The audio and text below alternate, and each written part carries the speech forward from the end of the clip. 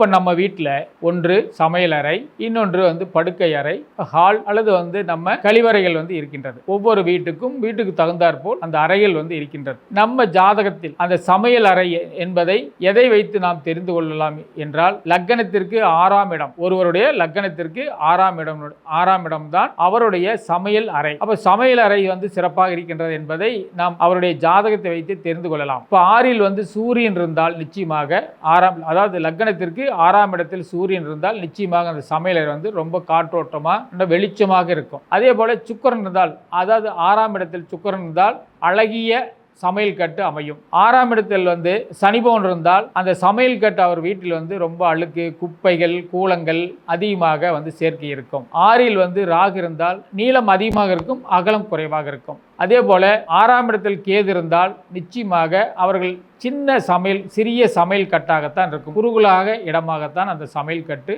அவர்களுக்கு அமையும்.